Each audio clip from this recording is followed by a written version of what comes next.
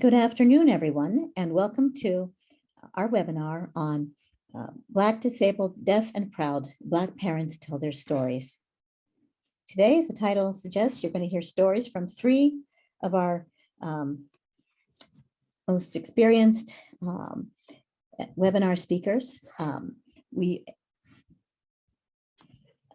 they're going to talk about their experiences as parents who are either deaf or disabled and also Black. If you have questions, please hold them till the end and use the Q&A button at the bottom of your screen to ask any questions. We will also go over resources, and we are providing both CART and American Sign Language interpreters. So we will be recording this webinar.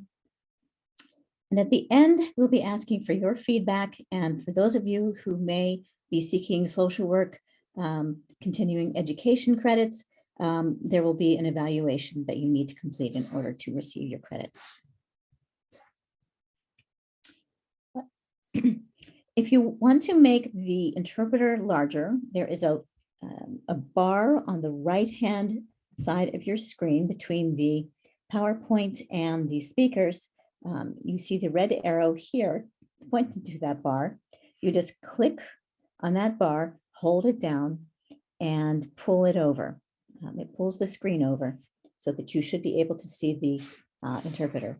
And as I mentioned, we will be using closed captions. Our speakers today are Morénike Giwa-Onaiwu and Earl Allen and Heather Watkins. Morénike Giwa-Onaiwu is an autistic woman of color, an educator, public speaker, parent of autistic children, and advocate.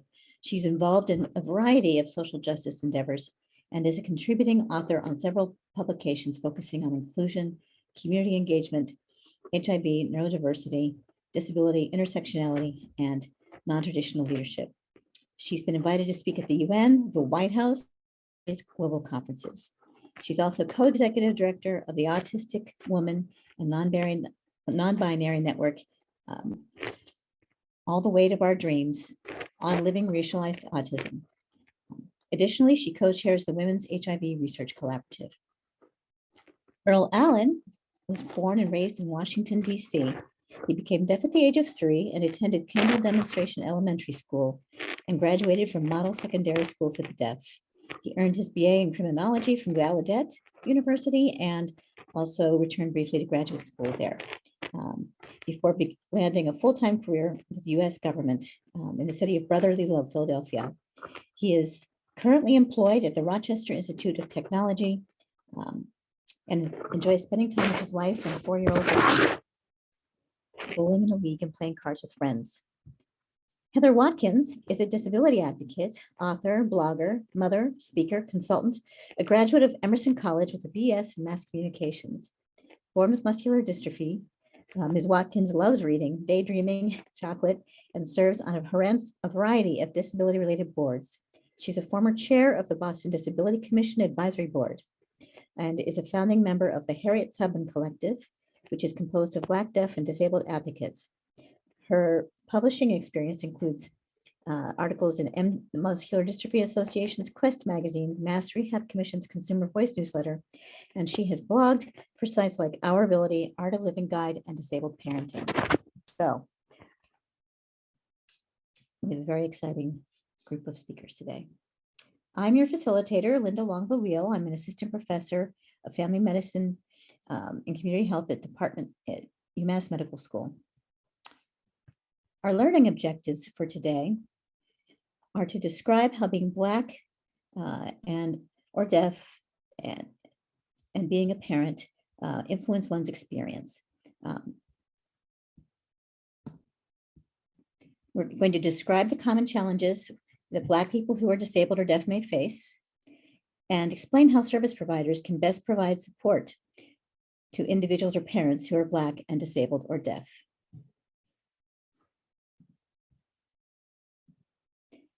Throughout the webinar, we'd like you to keep in mind the concept of cultural humility.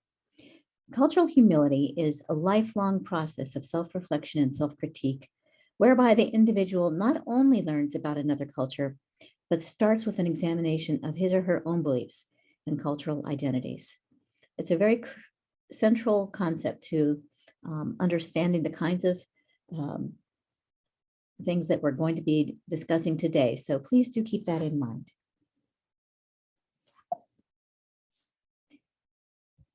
There are quite a few parents with disabilities in the United States and many Black parents who also have disabilities. 6.2% of all US parents have disabilities, and 8.8% of Black parents have disabilities. These are little known facts, but it's important to understand that you may encounter, you may be, or you may encounter a Black parent who is either deaf or disabled throughout your lifetime. And if you are yourself a parent who is Black and disabled or deaf, you have plenty of company. So without any further ado, I'm going to turn it over to our first speaker, Morénike Giwa-Onaiwu, who's going to tell you her story. Morénike? Thank you so much, Linda. Am I clear? Can everyone hear me okay? Mm-hmm. Great. I'm glad to be here with you all. I'm Morénike Giwa-Onaiwu. My pronouns are she, her, hers, and they, them, theirs. And I'm just going to talk a little bit. This is, going to be somewhat of a narrative, it's going to be more conversational. And later, after we've all shared our stories, we'll kind of emphasize some additional points.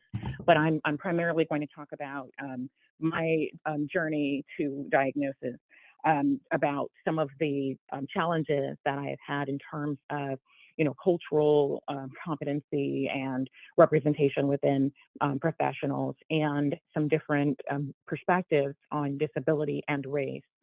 And so I just wanted to let you all know that as a disability accommodation, I'm keeping my camera off because I, will be overstimulated today. One of my diagnoses is autism. And so I'm going to just continue to talk to you. And I look pretty much like my pictures, just with some pandemic weight.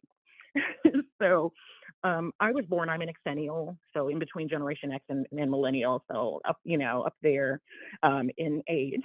And it's very interesting to me now, realizing, and later in life, realizing that I was born disabled, but not being cognizant of it for so many years of my life. And I think, and so looking at the slide where it mentions that 8.8% of Black parents have a disability, I think that's probably true, but I think the awareness of such, even amongst those individuals, is often so much lower. And I think it's because there's so many things. I was raised in the United States. I was born to immigrant parents who are from different ethnic groups. And so there were multiple languages, religions, and customs in my home. And we moved around quite a bit while my parents were attending college. My siblings and I were, next gen kids. So 1 foot in American culture, 1 foot in our parents' culture, not really enough of either. And we were in a lot of settings when we were younger that were primarily settings for international students, international family housing. And so they were very multinational settings. And when my parents eventually finished all of their schooling and internships and we relocated, I learned very quickly in some of the settings where I was that I didn't, that all of my quote unquote skin folk weren't skin folk. I was very different from a lot of the people around me, both those who looked like me and those who did not. And so over time, we started, for various reasons, we had some academic assessments, and it was determined that I was gifted. I had migraines at a young age. I had many of the characteristics of autism that were not recognized as I was assigned female at birth. And therefore, people were looking for a certain type of presentation and not that of which I seemed to have. So it was, as a pre-adolescent, is my first psychiatric disability diagnosis, and and then later some reproductive ones. But all of this time, if anyone had ever asked me if I was disabled, I would have told you no. And if they asked me if anyone in my family was disabled, I would have told them no, despite the fact that my father, his legal eyesight, is legally blind in one of his eyes, despite the fact that my mother, from the time she was born, has had a very muted or non-existent sense of smell, despite the fact that, my older brother was dyslexic, although we didn't know it at the time. We just knew that he mixed up letters, so there was disability all around me, but disability was perceived as a person, like even my neighbor who was in a wheelchair was not considered disabled to us because she drove, she worked, she married, she lived her life. So and our perception of disability was just so narrow. It was of being helpless, of being unable to do things and not having independence and autonomy. And if that was not you, then disability wasn't something that you embraced because of our ignorance at the time.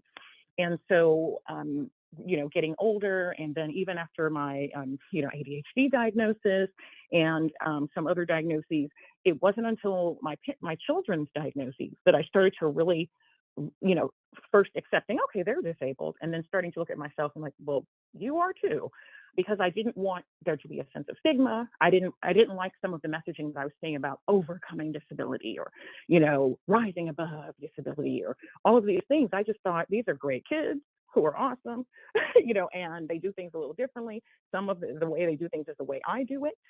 Some of them is not. And I just didn't really see that treating them as if they were less than, in the way that I sometimes saw people trying to treat my racial identity as being a flawed white person, like being a person of color is being kind of like this other, subhuman type of thing. I didn't see that about my race or my gender, and I didn't see that about my children's identity. And so later, when I acquired the autism diagnosis after that of my two young children, was the first time that I started openly using the word disabled for myself and leaning into it and realizing how much ableism there was around me that I had been completely unaware of. I had been aware of sexism and, misogyny and misogynoir and racism and all of these other things and anti-immigration, sentiments. But I was really, really overwhelmed and mind blown by the ableism that was in society, specifically in all cultures, but even in my own. And realizing that being, from, of a background, a multicultural background, relatives in Africa as well as in Europe and here in the United States, that it really wasn't about disability per se, but it was more about not having yet another thing that you had to code switch or hide or change or modify in order to be accepted, in order to have an opportunity to be at the table. In that, even people felt that they had to modify the way they spoke, the way they wore their hair, the way that you engage, or even the foods that you might bring to work or to school because of people's negative perceptions of this difference. Realizing that this was just another aspect of my identity was very, very freeing, and starting to understand how much disability was around me, but not really discussed or celebrated, but just kind of accommodated, was quite interesting. And so I found very early on, I had always wanted my children to have a sense of pride in who they were. And so we have optometrists, our optometrists, our pediatrician, our dentist, they are all people of color. We have Black professionals in those roles. And I found it quite difficult in terms of developmental disability to find anyone beyond the frontline service worker individual or the receptionist who looked like my children and I. It was very hard to find specialists, and people who I could, or people who shared their diagnoses, who were, adults of color living their lives, who they could identify with. It always felt like you were the help, like you were being helped, like you were the recipient of some, I don't know, the gratitude of some group or that wanted to work with people like you, as opposed to finding people who were like you. And it was just quite a different and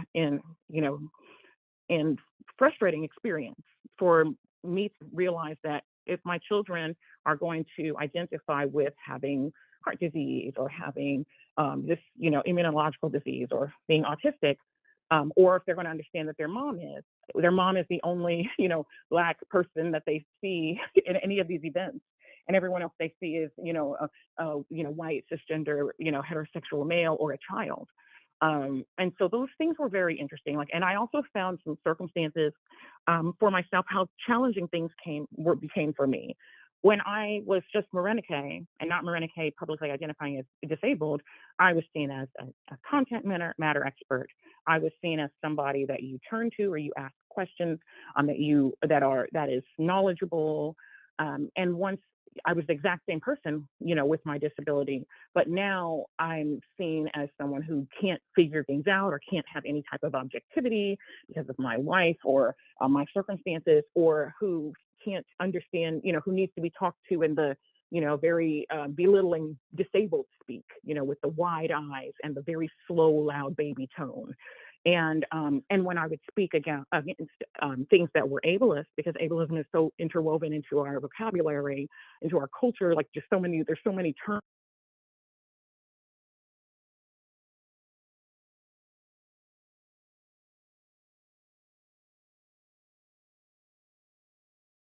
I'm going to investigate what happened to our first speaker there. Give me one moment.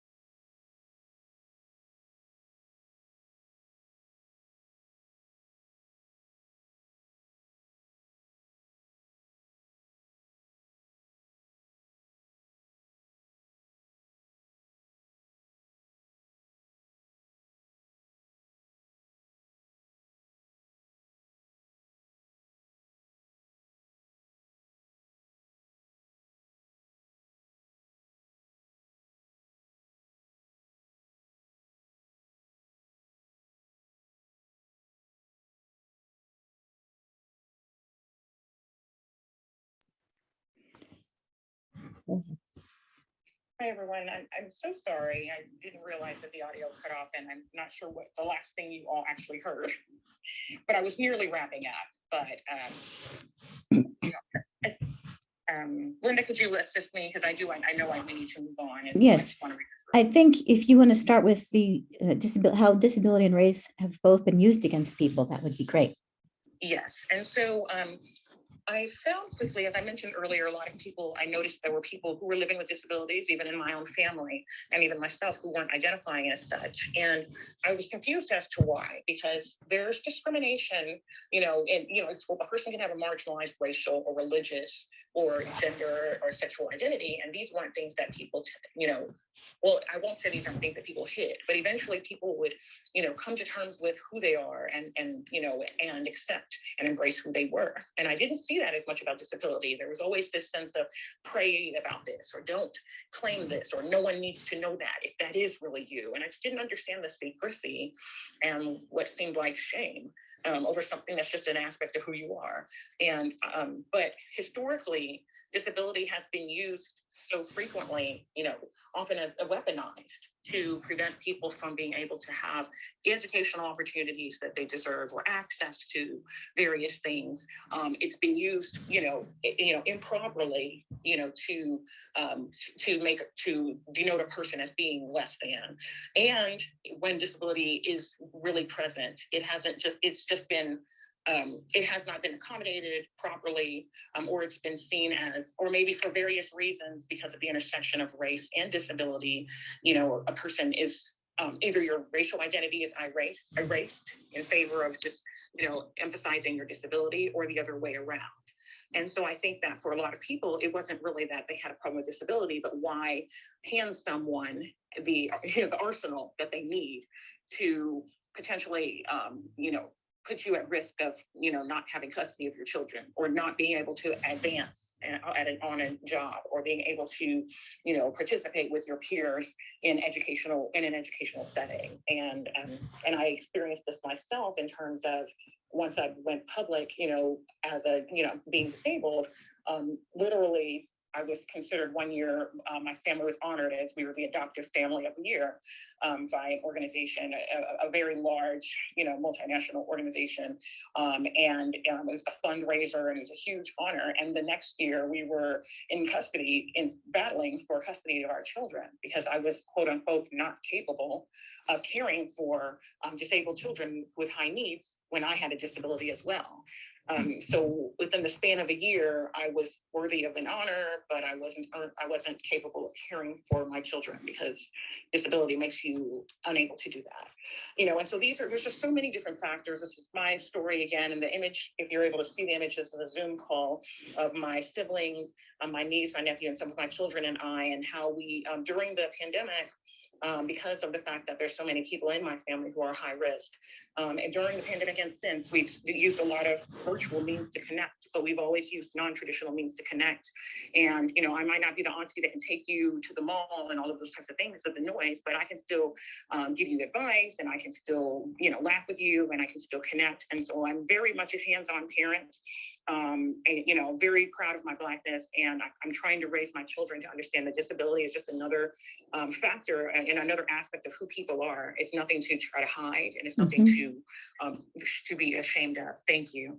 Thank you. And you had mentioned that it can be hard to find professionals or mentors who look like you and your child.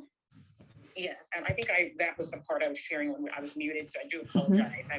I'm just sharing that it was important for me to that the children could look at someone and identify with them. And so if you're going to events, and so all of the people who quote unquote have your diagnosis, or all of the people who are serving or working with professionals or quote unquote experts do not have your diagnosis, do not have your skin tone, it makes it seem like it creates this dynamic very quickly where there are certain type of people who get served, and there's certain type of people who serve.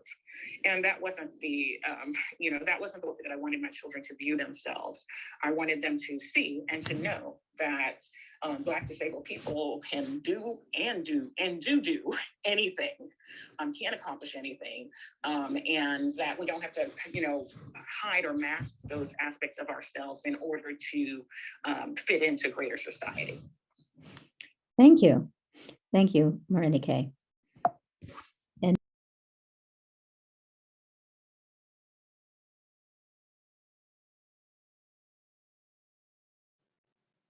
Linda, I think you're muted. And now we'll turn our attention to our next speaker, Earl Allen. Earl? Hello. All right, my name's Earl Allen. I work as a substance and addiction interventionist for the deaf in Rochester, New York. It's the National Technology Institute for the Deaf, or NTID. That's where I work. This is a picture of my family. I have a 5-year-old daughter and a wife. This picture is in Highland Park in Rochester, New York. I'll move on to the next slide, please.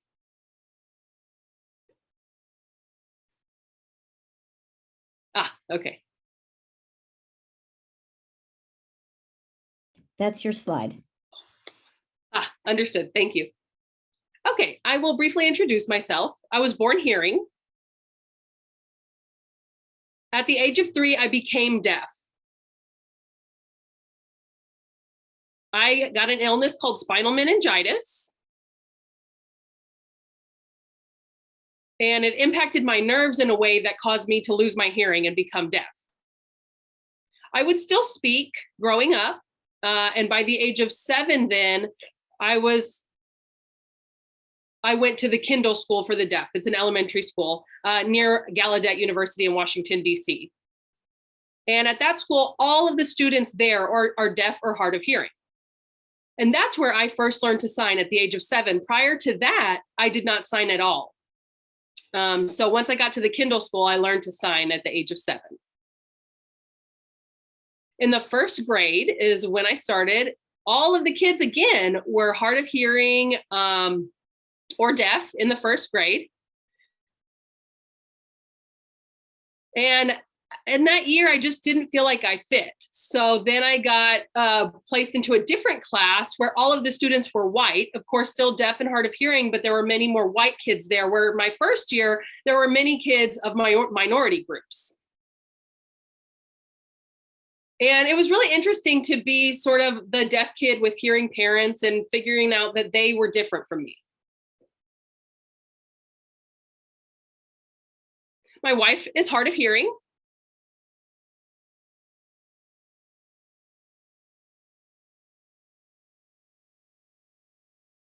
She's a diversity coordinator at NTID. She has a PhD in psychology, in clinical psychology. And again, I have a 5-year-old daughter that you see here in this picture. And she is able to hear. She doesn't have any known disabilities. My wife and I do.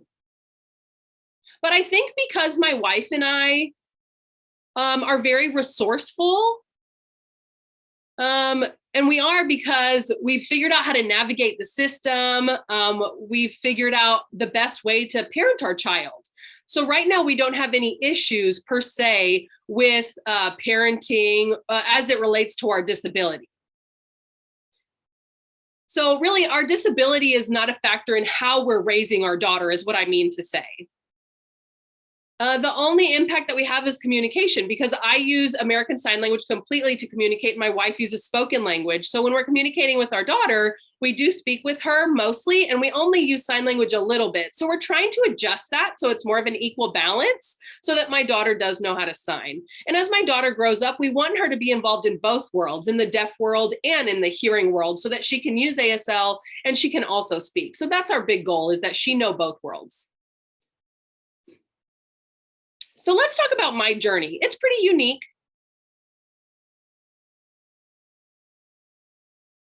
Most of my life, whether in academics, in my professional life, or with my family, I've not been involved with a lot of deaf people. So my disability does not really show itself in those environments. And some, of course, in my professional life later, I've worked with all hearing people.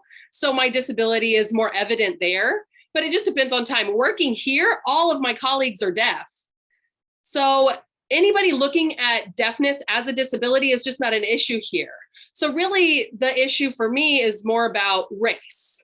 So most of the time with my journey, race has been a potential issue. But there are also in some experiences in my life where my disability has been an issue. So how people in the academic setting see me and people how professional life see me, it is different depending on who's in that environment. As a student, again, I went to the Kindle school to start, and I was placed in a class with majority white students. And my race there was an issue, but the fact that I was deaf was not, because we were all deaf or hard of hearing. Luckily, I had a counselor who was a Black deaf man. So he became my role model there at the Kindle school. And often, if I had issues with school or with classmates, I was able to use him sort of as a counselor. And we had that connection because he was both Black and deaf, just like me. So in my upbringing, it was easier to communicate with him about the things that I was going through because I was able to see myself in him, and he was able to explain deaf culture and how he dealt with it growing up, both Black and deaf. Later, when I went to college, of course, I took graduate courses and in counseling, and I studied all of that stuff. Part of my collegiate journey, of course, was to go to counseling and to experience what that's like so that I could incorporate it in my future work as a professional. So in talking to my counselor, it was a white hearing counselor, but that just felt like it wasn't a good match, because that person was not aware of Black culture. So I had to explain who I was and the culture that I came from to this person. I had to explain deaf culture. I had to explain so much about myself before we could even get started talking about the counseling session. And now it's a different experience compared to growing up with the role model that I had at school. He already understood that we didn't have to break down those barriers that I had to break down with my counselor in that journey. We're going to switch interpreters.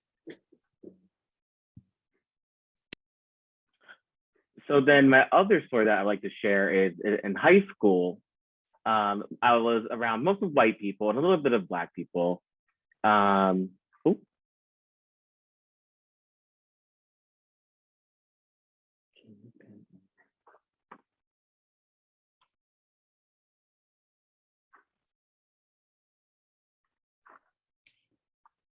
going to look into what happened to our interpreter. Oh, go ahead. Oh, I'm here. Hello. So in high school, So it was one competition called the Academic Bowl. And that's a competition where you select a team and you go against another deaf school. You compete against another deaf school and they answer different questions, you know, and we participated in that in high school. And our own team was mostly the six students rather. And I didn't want to be involved because I didn't really know too much about history. And so I refused to really participate in that. But one Black deaf teacher, he kind of prompted me. He was like, why don't you want to be included? And I said, I didn't want to be included. Better not be. And like, I didn't understand too much about history. So he kind of begged me to show up. And I said, okay, you know, that's for your sake. I will go ahead and do a test. They had different questions and I didn't really understand the history that they were asking me. And, you know, I'll make up these answers. And then he picked me to go onto the academic bowl team instead of a white person who was better at history. So I was like, okay, it's interesting. And I was in high school. And now today I'm wondering, oh, maybe I was a token person who was selected. I felt like in that instance, he wanted someone diverse in the team. So I was the choice for that reason.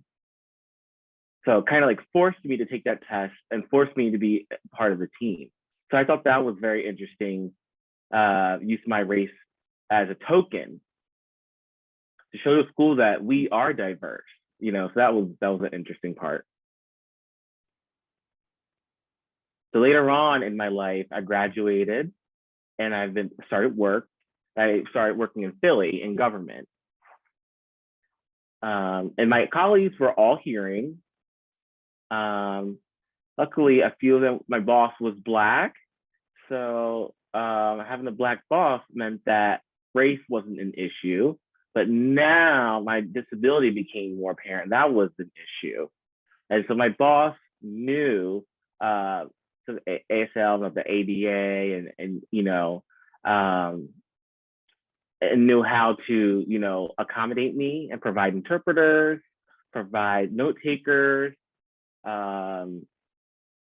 give me different materials ahead of time so I can practice and review, and you know, all the certain things for accommodation. So I make sure that I am a part of the team. And it was a sad issue that there's no interpreters, and you know, and I had to sue a few companies, sadly, that I worked for because of ADA violations that showed up in other parts of my work. You know, I had to repeat myself, ask for accommodations every time, so I didn't really like doing that. But also, I also want to mention that in history now, like in Black Lives Matter, police brutality, police shootings, me as a Black man, unfortunately, I've been part of that statistics of police brutality because I'm Black, but also because I was deaf. I was driving one night and because I couldn't hear, that makes me in a dangerous situation. You know what I mean? Because if a cop were to pull me over and for some type of violation, I have to follow their verbal communication. And if I'm deaf, I can't do that.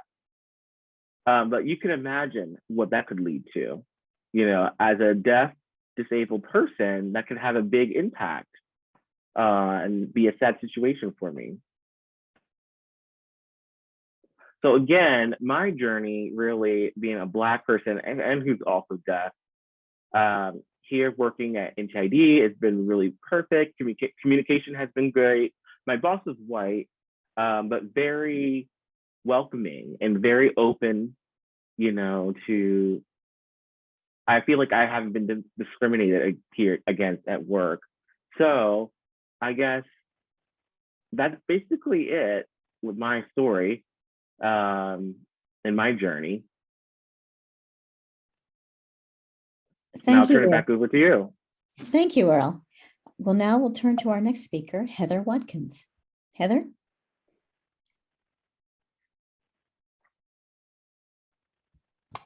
Hello, everyone.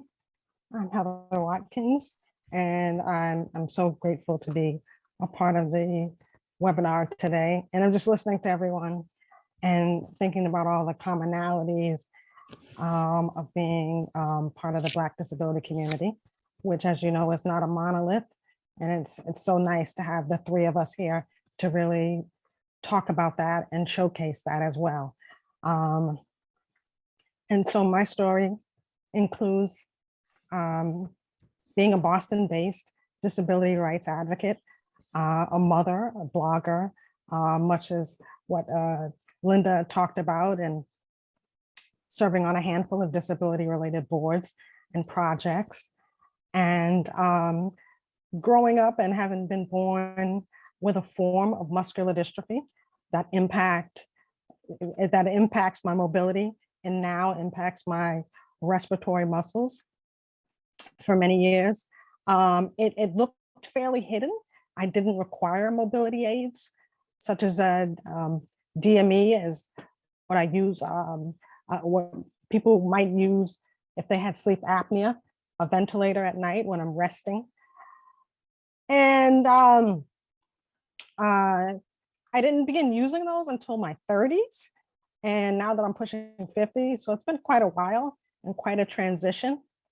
I grew up in a family, small family, but also with a large extended family in a section of the city called Dorchester, in a triple decker where my grandmother lived on the middle floor and my auntie lived on the third floor and so the 8 surviving children that my grandmother had out of 10, my father being the oldest, and all coming up from Greenwood, Mississippi, and under Jim Crow era segregation laws.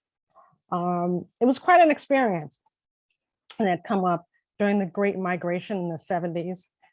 And my grandmother, imparting all of that wisdom, culture, beauty. And so she was a great influence on me. Back then, we said handicapped. I'm part of Generation X. And my grandmother would always say things like, you're handicapped, but you're healthy. But they didn't really recognize disability or talk about it in a more, meaningful way other than through the lens of limitations. And so no one else in my family had muscular dystrophy. And so I was kind of isolated and feeling, a bit unseen that way because there was no relatability to get that kind of wisdom. Although my grandmother, when I was a baby and I was crawling around with my head down, she kind of said, to my mother, babies don't crawl like that. And my mother took me to a local clinic and they said that I was just a fragile child. It wasn't until I got diagnosed at the local Boston Children's Hospital that there was a diagnosis at around 5. But it was really because of my grandmother's urging and her wisdom in caring for so many children. So that was something that, we always look to my grandmother for with answers regarding health and well-being. Yeah, and so within the neighborhood and like I said, within the community, there wasn't really anyone else that we saw with disabilities. I did get some connection through MDA-sponsored events, that would be Muscular Dystrophy Association camps and clinics and events. And that was the only time I really saw visibly disabled people. And then I would only see maybe 1 or 2 people of color, maybe Black people, younger Black kids, and that's about it. But I really wasn't able to connect with them for some reason. And it wasn't until many years later that I got involved in disability rights advocacy because that's when my disability started to progress. My daughter was probably around 8 or 10, 8, 9 or 10, somewhere around there.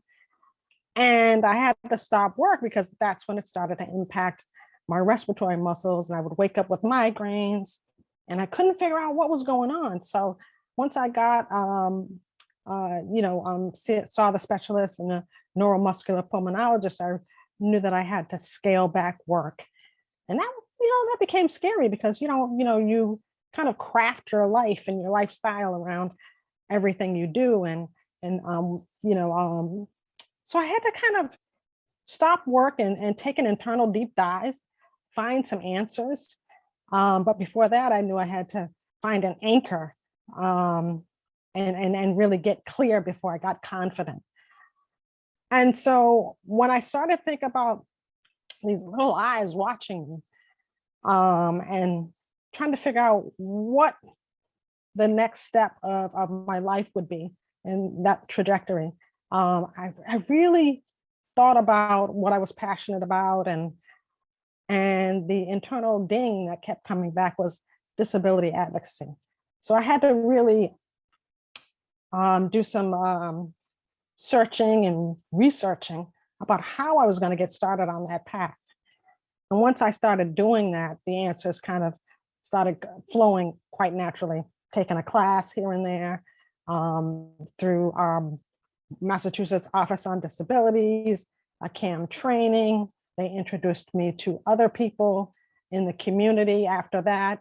I connected with someone in my local community who was working with the Boston Center for Independent Living. And that was when I started to find this cap lifted, because I was finding more connection with people who had disabilities, who were mobilized in a meaningful way in collaborative effort toward beneficial change. And that's when the spark started happening. Little by little, I started to see my self-awareness grow and expand. And in turn, my advocacy skills sharpened. And it meant the most to me when I started meeting more Black disabled folks, because that way I could see that mirrored experience in that rich, nuance, textured range experience that is within the disability community that we don't often get to see amplified and given the same level of profile as non-Black folks. So, there's so much community in commonality, and that really did wonders for my self-esteem and this expanding self-awareness. And in doing that, because disability impacts so many aspects of your lived experience, of course, it would impact my parenting. So I really thought about what that meant in relation to raising this child, the beautiful child you see on a screen there with the backwards hat and the big smile. And I wanted to craft a blueprint for her so that she would have an example, not just by instruction alone. I didn't want to be hypocritical and say, go out and do this and be the best self and, be good. And I wanted to show her to listen to yourself and find your passion and work towards that and contribute in meaningful ways to your community. Not just be here, but be here with integrity and have fun. Because it's not just give, but find joy. And that was very important to me.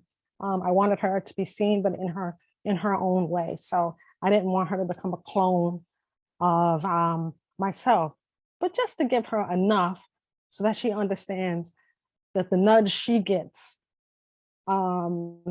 is between her and the creator, or whatever way she sees the world.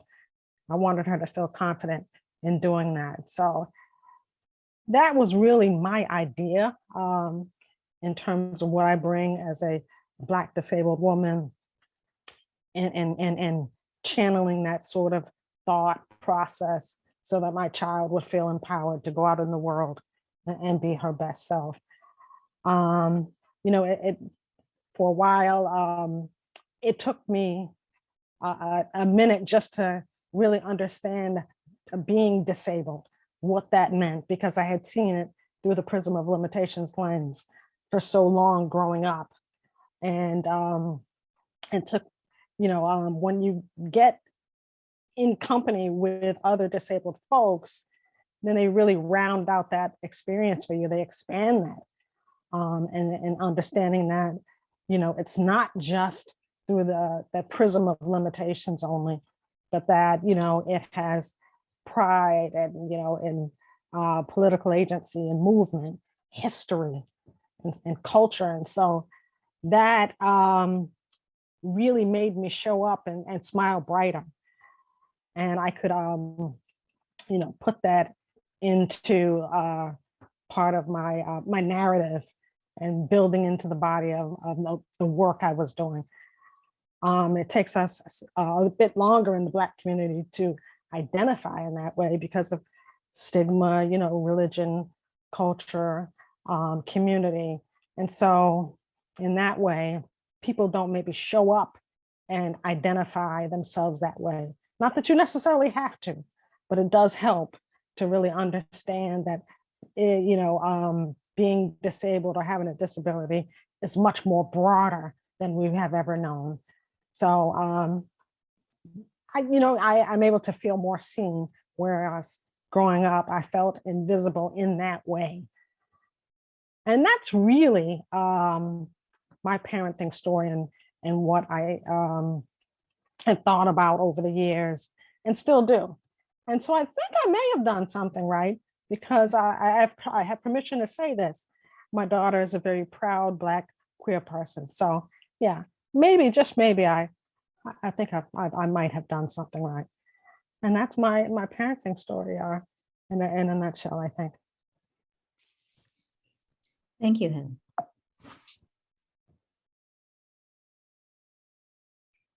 And the story you're telling shows, I think, a lot of pride. And so if you and the others could talk a little bit about that, that would be great.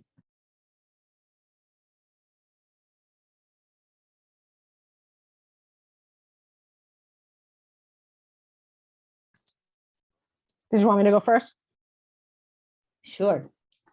Yeah, my pride more, you know, it, like I said, it took me a while to really embrace that. But once I got into community with so many other Black, disabled, and deaf folks, and seeing experiences that not only mirrored my my experience, but didn't, which is great because there's so much nuance, range, and complexity in the community. And I really came to understand that I could be a person in need of care, a caregiver, and a community builder all at once. And if you redact any part of that bio, then you reduce our visibility and our contributions to the community. And I know so many people, especially women, and especially women of color, Black women, who exist in that continuum, that you know, that is what really gives me a sense of pride, contributing in that way, showing up and being seen that way. And again, because we don't often get that same level of profile or opportunities to voice those. So I'm grateful for opportunities like this, and really sharing my experience and hearing my co-panelists, because I learn every day and all the time. And so this is just another opportunity for me to learn and smile, hearing their experience as well. Morénike? Yes, I just wanted to chime in a little. Really, Heather has, really summarized it beautifully in terms of, I think that for some people, and, and particularly in our community, in the Black community, which is so diverse, it can, there can be variability in terms of, of coming to a sense of pride. But I feel like it is something that is truly essential. Pride in the different ways that we present and the uniqueness of who we are. Pride in our rich history, both our disability and our cultural history that we have, around the globe, and in our resilience and creativity that we have, not in spite of or in the midst of, but something that, viewing this as something that is, that is part of, interwoven into who we are. And so it makes me, happy to, the greater representation, the more visibility that there is, because it has definitely changed to where there's less, where we can see more people are unapologetically disabled, unapologetically Black, unapologetically deaf, unapologetically proud. And I just hope that that is something that continues. It's something that, how can you live your best life if you are only emphasizing or focusing on, certain, limitations or challenges and not any of the neutral and many positive attributes of who you are. You simply cannot. Thank you, Morénike. Earl, do you want to add something there?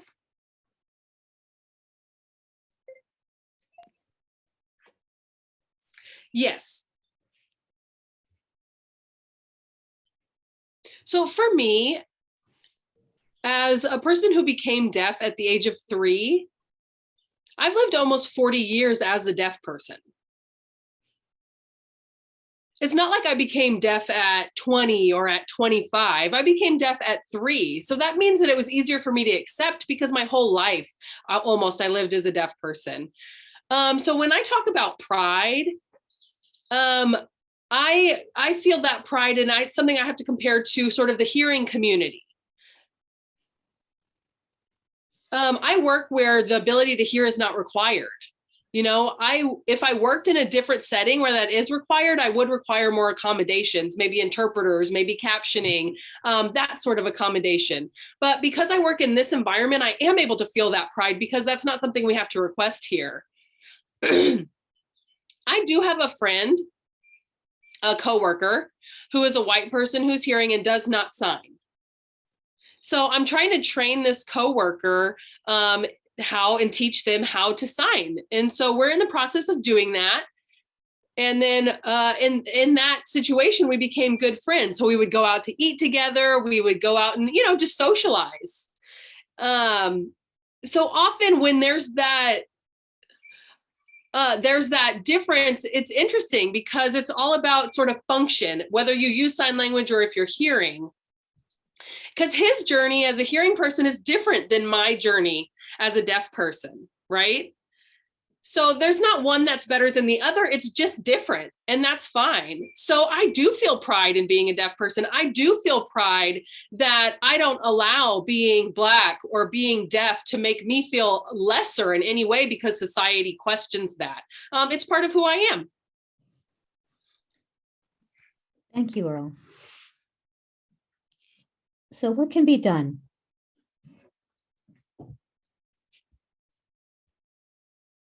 Heather? Yes. Well, for one thing, I think that we need to learn a lot earlier, especially like in grade school or as young adults. I think it would have been beneficially impacted my budding self-awareness had I learned about cultural icons that were disabled, such as Harriet Tubman, Fannie Lou Hamer, Brad Lomax, Sojourner Truth. I didn't learn about them until well into adulthood. I mean, I learned about Harriet Tubman, but they really kind of downplayed disability, really talk about it in a meaningful way, where it was central to how she governed her life and in terms of her abolitionist work. Those are things we really need to know as young people, as newly disabled persons. And so if we could start a lot earlier and have that be normalized as part of even Black history, because it's American history, and that way we can internalize disability in a much more broader sense, and people would stop seeing it as being synonymous with negativity, and maybe really have disabled icons become role models. And I think that is one of the ways that we can do that. So people can develop a much more nuanced understanding of disability with all of the elements that we were just talking about earlier, with pride and having to learn about the history, the significance of the Americans with Disabilities Act.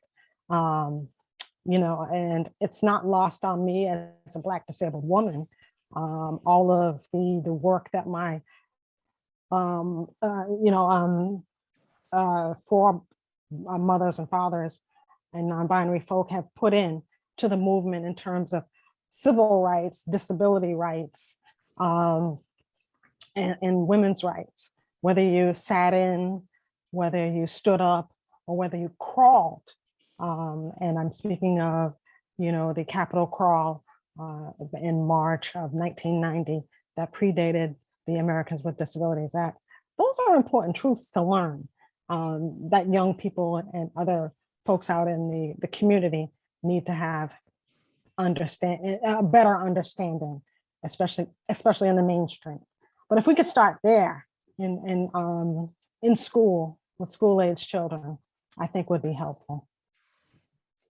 Thank you. And then Morénike?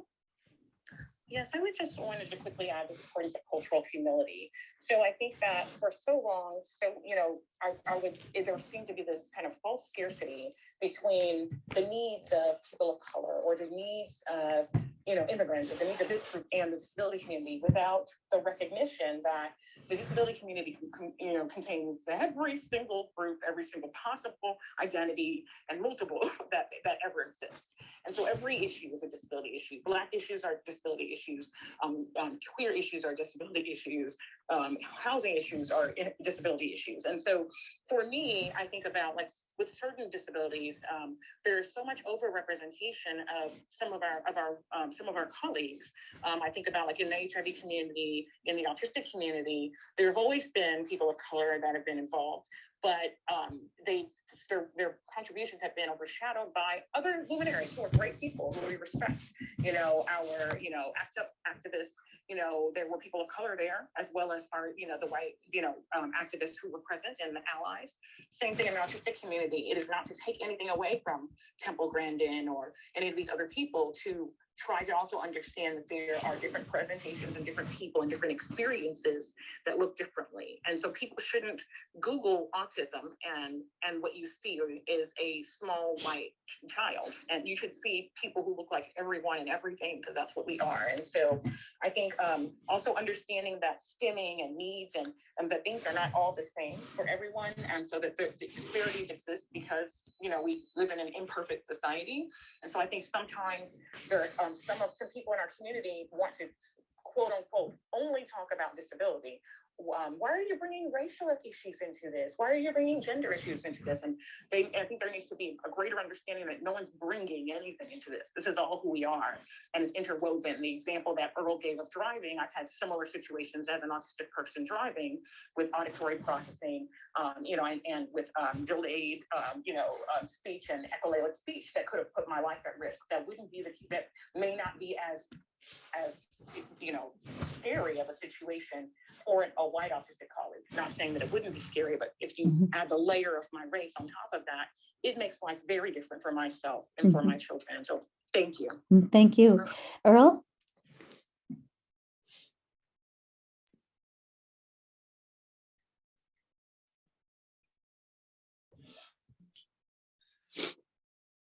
I'll speak to the third point. Treat people as individuals and avoid stereotypes and be aware of culture and diverse experiences. That says it all, really. We as human beings, we tend to judge very quickly. Sometimes we will just automatically label people negatively or offer too much help or more than that person needs or wants. And it's just in our nature. So we always have to take a step back from those snap judgments and really look at a situation, communicate with that person, and learn about their experience and about who they are, and kind of imagine ourselves in their shoes and open our minds to what it is and how we would want to be helped, or how we would want to be communicated with if we were in their situation or if we had their needs. Thank you. Also about empowerment when it comes to just, it's always best to help and ask what they need instead of do things for people. So let me give you an example. With the with the interpreting situation, I saw in the comments that for me as a man, it would be nice for me to have a male interpreter instead of having a female interpreter, preferentially, because it's more of what I want and how I want to be represented as a speaker. So that's a desire that I would prefer to have a man voice for me. So again, just like in a situation like today, this is a perfect example of me as a disabled person speaking for myself and what I want, and what that process should look like for me. Thank you. I think also there were some issue with, in the comments, I saw an issue with some of the tech that I wasn't on the screen for a portion of the presentation. And that just shows that it's more, that we need to educate everyone about what it should look like and who should be spotlit and the technology behind all of this. Because I know that it's fine, the tech is hard, we're all learning, but that's a journey for all of us so that we can work through it together. We can educate each other about how it should be done and how we can all feel included, and that this presentation is inclusive. Thank you, Earl. All right, so before you go, unfortunately, we don't have time for questions today. Before you go, I just want to let you know about all of the wealth of resources that we have, both on issues pertaining to race and disability and parenting, and the resources available through our speakers' websites. They have a wealth of information and resources on their websites. In fact, we took those resources from one of those websites. And of course, there are general resources for parenting with a disability on the Parenting Center's website as well. So thank you all for your patience with our technical difficulties. Thank you to our speakers. That was wonderful. And thank you to all of the commenters in the Q&A who've told you how wonderful what you had to say was. Thanks so much more. Have a great rest of your day.